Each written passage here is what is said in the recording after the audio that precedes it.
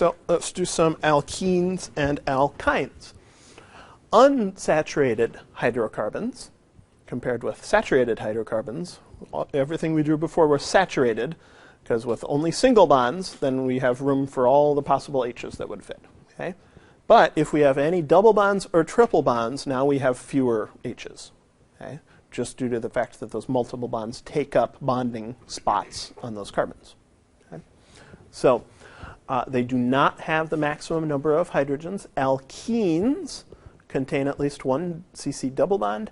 Alkynes contain at least one CC triple bond. Okay?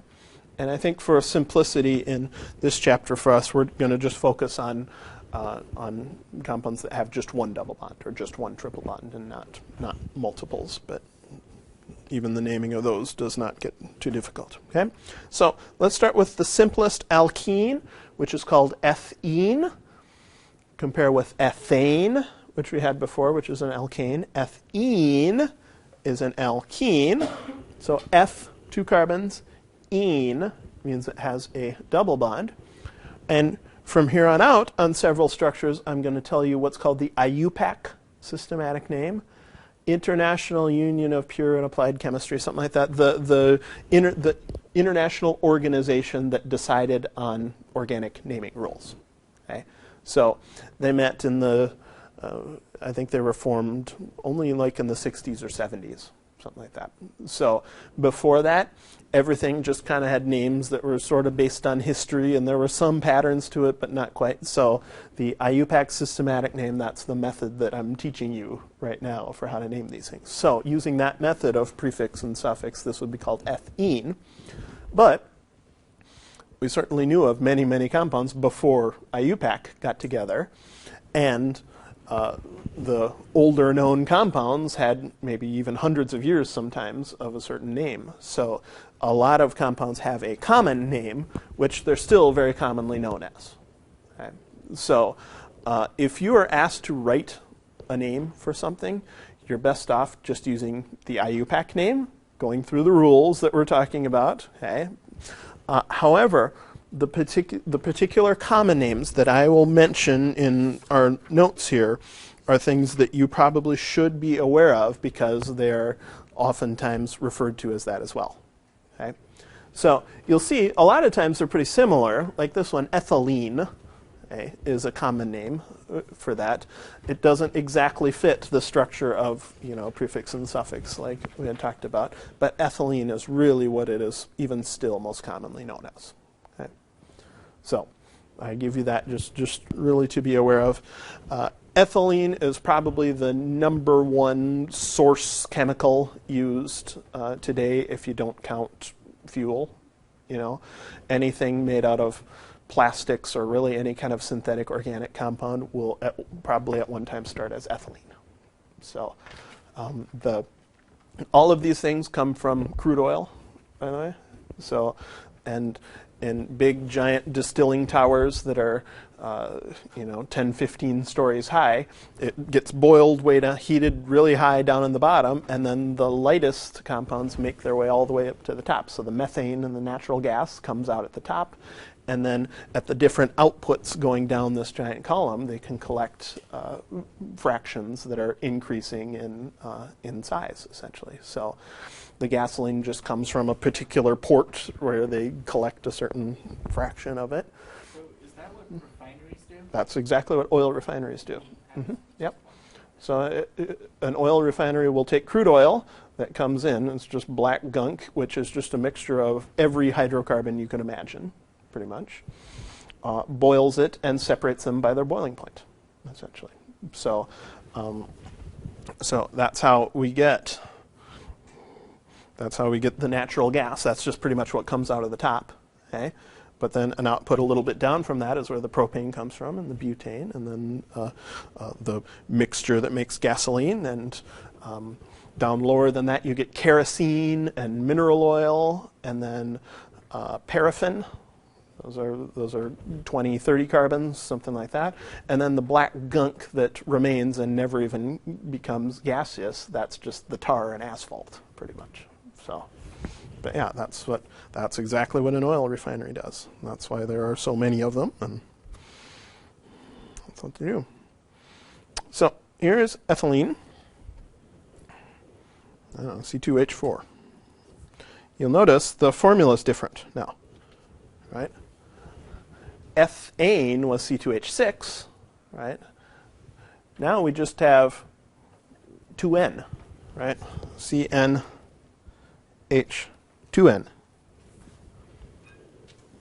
We had to take out 2 hydrogens in order to make room for a double bond, essentially. That's how it works. Okay? So that's ethylene. Propene, 3 carbons. So I'm going to draw this a couple ways. Let's start with C double bond C, and then make a single bond here, and then let's draw the H's. Okay, end carbon's just going to have 2 H's, right? Middle carbon just 1 H, and then CH3.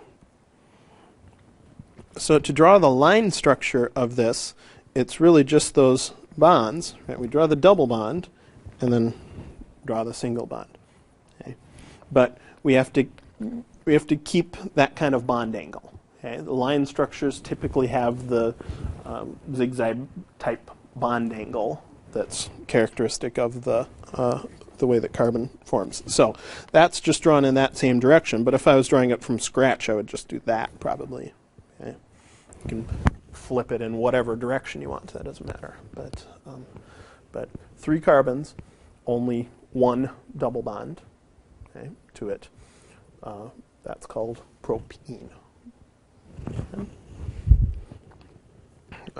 A condensed structure would be something like CH2, and then in the condensed structure we always draw the double bond. Very much. And you see it a couple of different ways. Sometimes it might be H2C. I don't know. There's not really a hard and fast rule for that. But it actually happens quite a bit. If the double bond is over on the left, that the H's get written first. It's not a big deal. But when you're drawing the line structure for alkenes and alkynes, isn't there a rule that the second or third line is not supposed to touch the line? There is no. Nope. Nope. Nope. As long as you can literally tell what 2 carbons the double bond is connecting to, then you can put it in whichever order you want, and we're not particular about what is exactly touching what. If you did it, I'm sure, in a structure editor drawing, which we'll learn how to use in lab today, it leaves a little gap there, but it's not a huge deal. Okay. All right. So once again, once we get to 4 carbons, we've got plenty of options now. We've got 1-butene, cis-2-butene, and trans-2-butene. So let's start with 1-butene. You might guess that this number is indicating a location, sort of like it was before. We had numbers indicating the location of a branch. But what do you suppose this number is indicating the location of now? Yeah, the double bond. So starting at carbon 1, I'm just going to do the line structure here, right? That's 1, 2, 3, 4. If the double bond starts at carbon 1, that's 1-butene. That's how that works. Just pretty much the lower number of the 2 carbons that are involved in that double bond. Okay? So that's 1-butene. So 2-butene must mean that the double bond is between carbon 2 and 3, right? So the issue, though, is that once we have a double bond, it's possible here, and we're going to draw these 2 out, actually, with all the atoms. Okay? And here, let's just draw what the bonds are. Okay. You're going to play with the model kits in lab, too, a little bit. So next experiment, I think, so you get to see this sort of firsthand. But if we want 4 carbons, right, butene, So we would have to have that be carbon 1, that be carbon 2, that be carbon 3. Okay? And now we have a choice. We could have 2-butene with the CH3 up here, right? And then those are H's. But it's actually a different compound if the CH3 is down here. The whole reason for that, yeah, I'm going to circle the CH3s so you can see them a little more clearly. Okay? The whole reason for that is that once we have a double bond, we cannot rotate that bond. Single bonds rotate all the time. Okay? They're flipping all over each other. They're rotating. Okay? But a double bond, I think maybe next time I'll remind you of that. The sigma bond in the middle, sigma bonds can rotate just fine. But remember, a pi bond is attached above and below. So that pi bond prevents it from rotating. So that's what makes these two structures actually different. This bond just cannot rotate to turn into that one. Okay? These two things are either sort of on the same face of that double bond or on sort of diagonal faces of that double bond. Okay? So the real difference between cis and trans comes when you sort of draw an imaginary line all the way down the double bond. Okay? Not perpendicular to the double bond, but parallel to the double bond. Okay? Cis has the two groups on the same side.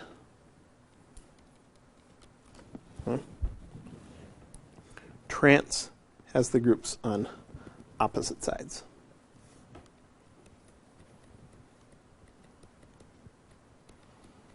Okay. There was no cis and trans in propene, okay, because we just had two H's on there. Okay?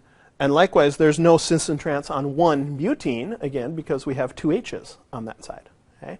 But as soon as we have carbons attached to each of the double bond C's, then we can have cis or trans. Yeah, go ahead. So on the trans, would that still be a trans 2-butene if it moved to the left one? No, that would not be butene at all.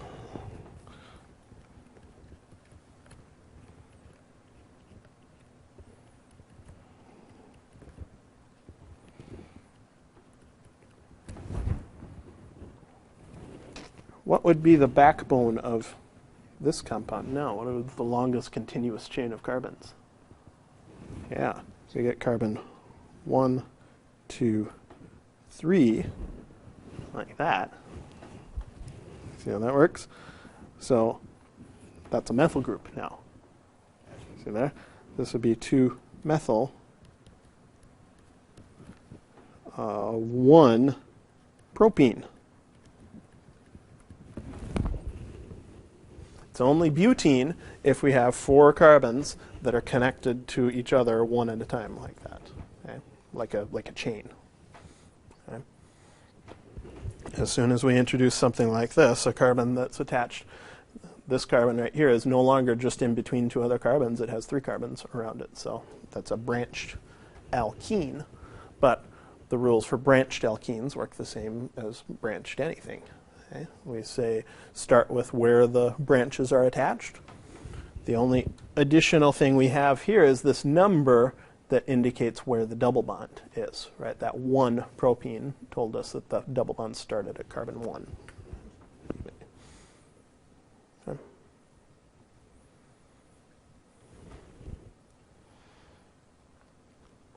All right. Well, here, let's try this one before we even do alkynes. It's a nice branched alkene.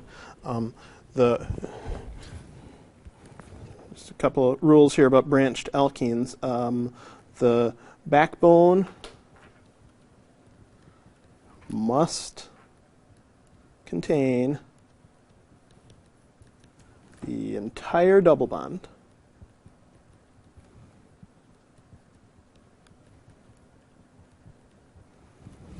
In other words, both of the carbons involved in the double bond have to be part of the backbone that you're counting, even if that's not the longest chain. So the backbone must contain the entire double bond, and then number now from the end closer to the double bond.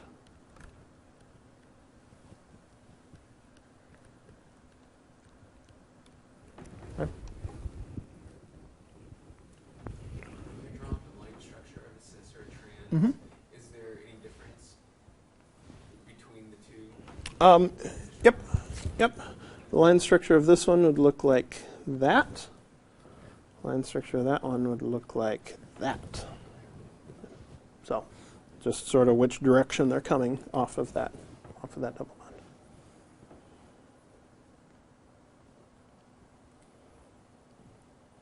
Now this one, even though it has carbons coming out from both sides of the double bond, it is not cis or trans because this side has two equivalent groups over here. So we don't have to worry about cis or trans on this one. It's only if you have just really one carbon group coming off of each side of that double bond that you need to do cis or trans. So how would the numbering go in this one? Where is carbon 1? Right at the top. Yep. It actually could be this one or that one. You'll get the same answer either way. Okay. So it doesn't matter. And then same thing for 5. We could go 5 here or 5 there, and you'll get the same answer. Okay. If you're not sure where something goes, try it both ways, and if you get the same answer, then it doesn't matter. So, okay. So 1, 2, 3, 4, 5. And then we've got branches. So let's start with the branches. What would the branches be here? Methylate 2, methylate. Methylate 2, methylate 4. So we would say 2, 4 dimethyl. Then what?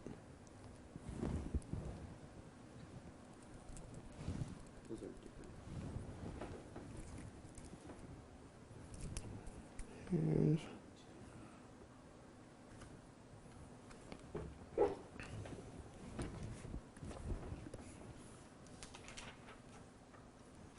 Here's 2,4 dimethyl. Come on. Then it's just the backbone. Yep. Yep. Why did we need this 2 right here? To describe where the Yep. double bond. That's the location of the double bond. Yep. So 2,4 dimethyl told us that we had methyl groups at carbon 2 and 4. The 2 says that we have a double bond starting at carbon 2. Pent means that we have 5 carbons in our backbone. Ene means that it's a double bond. Okay. Does that make sense? Okay. So alkynes have what? Triple bond. So ethyne looks like this. Just one H on the end now to give carbon 4 bonds. So ethyne is its IUPAC, that standard name, but its common name is acetylene. And again, it came from a historic type of source, but this is always called acetylene, pretty much. Okay? It's a welding fuel, right, used all the time. Okay? So that's why I give you that. But if I drew that structure and asked you what it was called, you would be 100% correct calling it ethyne. Okay? Nothing wrong with that. All right. So functions exactly the same way. 1 butene, 2 butene. We could add some methyls or whatever. So what would if I'm actually drawing it out, 1 butene would look like this. C triple bond C, and then what?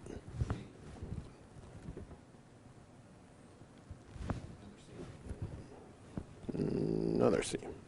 So how many H's on this C right here? Yep. So CH2, CH3. Okay. The thing you have to be a little bit careful about is when you draw a line structure of an alkyne, line structures have to show the right bond angle. So triple bond and single bond, we showed that earlier, that's linear, right? So a line structure of that is actually a little tricky because you have to draw the triple bond and then you have to draw this bond coming straight out of it like that. And then, so that's carbon 1, 2, 3, and then 4 you can curve whichever direction you want.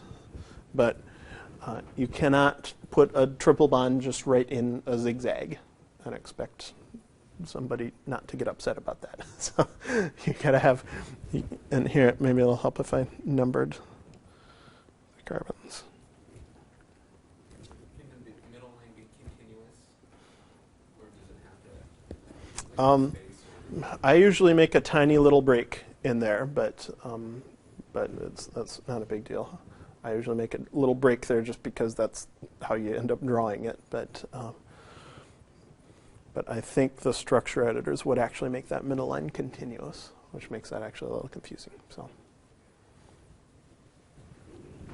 You said the triple bonds will always be on the ends? Not necessarily. Here, 2-butyne. That's not on the end. In this one, the triple bond would be starting at carbon 2. So CH3 is carbon 1. Then CH3, that's 2-butyne. Which would look like that.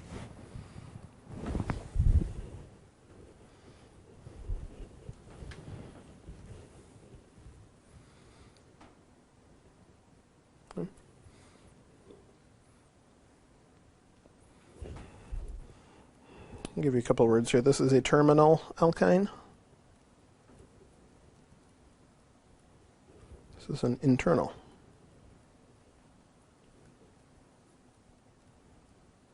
Could do the same thing for an alkene as well. Just throw that out there. But terminal just means on the end. So a terminal alkyne will be a 1-butyne or a 1-pentyne or 1-octyne or something like that. Okay. Internal would have it somewhere inside of that. If we had a longer chain, we could also have branches somewhere, but we cannot have branches on the triple bonded carbons because we're only allowed one more bond there. So,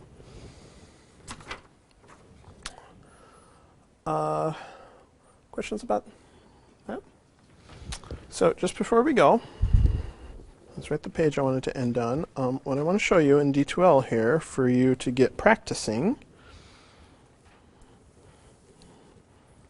If we go to Content and Practice Worksheets, I have an organic naming and organic drawing, and those two are a pair. In other words, the organic naming worksheet has various structures which you are to name. Okay, so alkanes, some alkenes, a couple of alkynes, straight, branched. Okay, the other worksheet is the pair to that, so you can use these as keys to each other. Okay, so this one is the key to the first one, but you should also be able to take all of these names and draw structures for them and check them with the other worksheet. Okay, so. But you definitely need to practice that a little bit to get a really good hang of how those rules work and what all the numbers mean and everything. Okay, so go through that. Next time we'll be able to do pretty much the rest of it. We'll do aromatic compounds and then various other functional groups where we're introducing oxygens and nitrogens and stuff like that into the molecules. Okay? So.